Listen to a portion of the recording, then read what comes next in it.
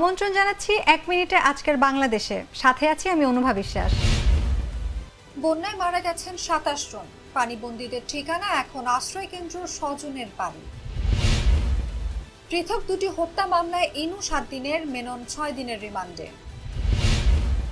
ফারাক্কার gate খুলে দেওয়ায় নতুন কোনো এলাকা প্লাবিত হয়নি। কোনো রাজনৈতিক দলকে নিষিদ্ধ করার ইচ্ছা অন্তর্বর্তী সরকারের নেই বলেছেন অ্যাটর্নি জেনারেল। শেখ হাসিনার বিরুদ্ধে আরো 3 হত্যা মামলা।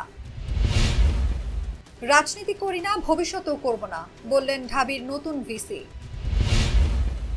দেশে নৈরাজ্য সৃষ্টির চক্রান্ত চলছে, মন্তব্য জামায়াত সেক্রেটারি।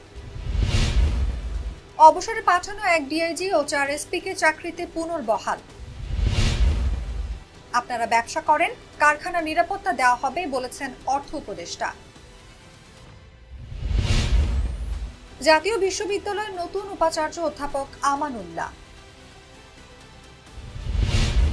এখানেই শেষ করছি 1 মিনিটে আজকের বাংলাদেশ। এতক্ষণ সাথে থাকার জন্য ধন্যবাদ।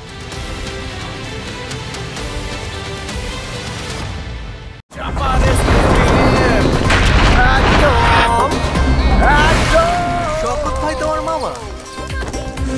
এত খাও চাপার জোর পাড়াও।